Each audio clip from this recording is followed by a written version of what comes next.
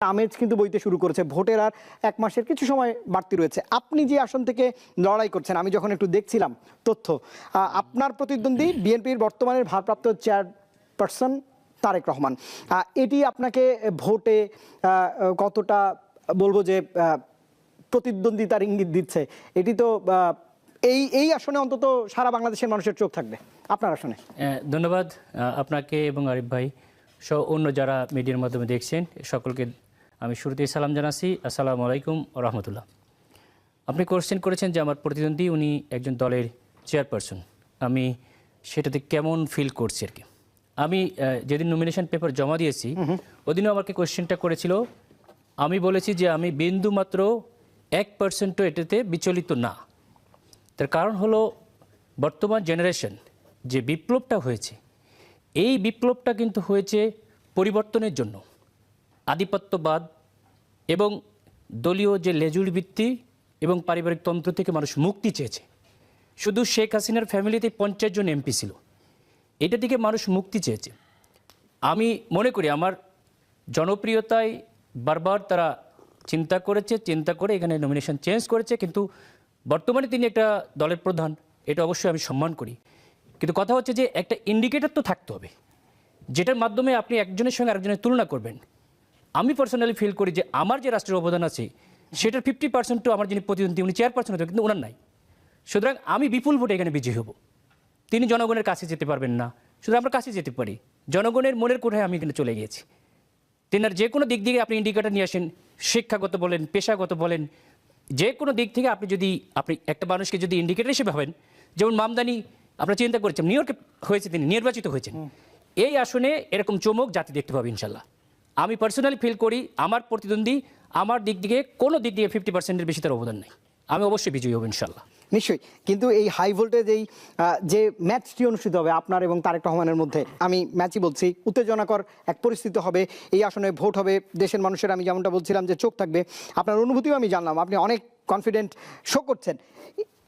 কিন্তু যখন আপনি জনগণের কাছে যাচ্ছেন, এই আসনের ভোটারদের কাছে যাচ্ছেন, তাদের কাছ থেকে কেমন সাড়া পাচ্ছেন বা বার্তা কি পাচ্ছেন বা তাদেরকে কি প্রতিশ্রুতি দিচ্ছেন?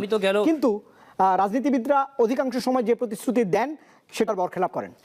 আমি পার্সোনালি ডিফারেন্ট। এখন বর্তমান জেনারেশন উইদিন 5 মিনিটসের মধ্যে একটা মানুষ সম্পর্কে তার জীবন বৃত্তান্ত বের করে ফেলতে পারে। সুতরাং তারা দেখবে যে আমার জীবন বৃত্তান্ত, আমি কথায় না কাজে বিশ্বাসী।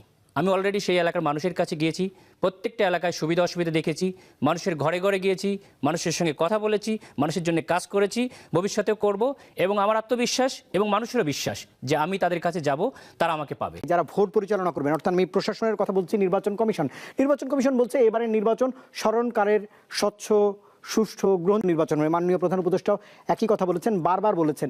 একবার তিনি বক্তৃতাতে জাতির উদ্দেশ্যে ভাষণেও বলেছেন যে মনে রাখার মতো একটা নির্বাচন হবে। আপনি কেমন দেখছেন যখন ভোট পেয়েছেন? প্রশাসনের ফ্যাসিজমের যে প্রভাব ছিল সেটি মুক্ত হতে পেরেছেন কিনা? প্রশাসন নিয়ে আপনি খুশি কিনা? ধন্যবাদ আপনাকে। আমরা জুলাই বিপ্লবের পরে একটি ঐতিহাসিক নির্বাচন চেয়েছি। আমাদের জাতি হিসেবে আসলে আমরা খুবই দুর্ভাগা যে এই জাতির জন্মলগ্ন থেকেই সেই 73-এর ইলেকশন থেকে শুরু করে জাতি এখনও কোনো সুষ্ঠু নির্বাচন পুরোপুরি পায় নাই।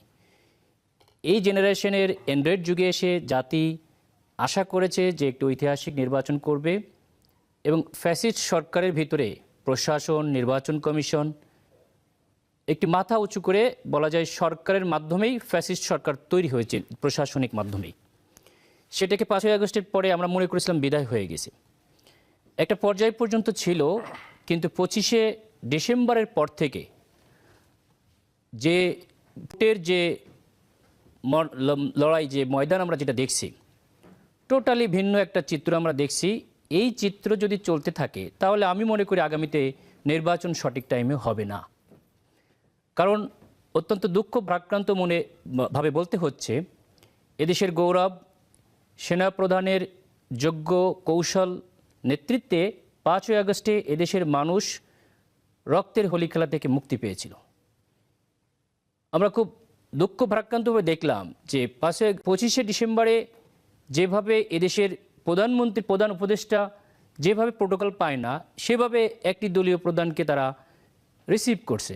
এই কোনো লেভেল প্লেইং ফিল্ড হয় না। Why this is? তারপরে পুলিশ প্রশাসন কোথায় গুলশানে চলে গেছে, এনএসআই প্রধান চলে যাচ্ছে, যেটা এই সরকার যদি সত্যিকারের কোনো লিয়াজও করে থাকে তাহলে 18 কোটি মানুষের আবেগের সঙ্গে বেইমানি করছে।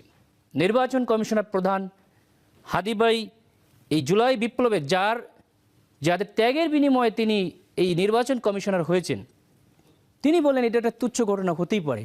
We are astonished. সে কি বলছে ওই চেয়ার থেকে? সেই আগের সেই নির্বাচন কমিশনারের মতোই হয়ে গেছে। কিন্তু তারা ভুলে যাচ্ছে যারা নির্বাচন 15 বছর আগেও করেছে তাদেরকেই জুতার মালা পরতে হয়েছে। বেনজিরের মতো লোক, বিপ্লবের মতো লোক প্রশাসন থেকে পালিয়ে যেতে বাধ্য হয়েছে, এই দেশ থেকে বিতাড়িত হয়েছে। তাহলে কি মাত্র 16 মাসের ব্যবধানে এসব সবকিছু ভুলে গেল?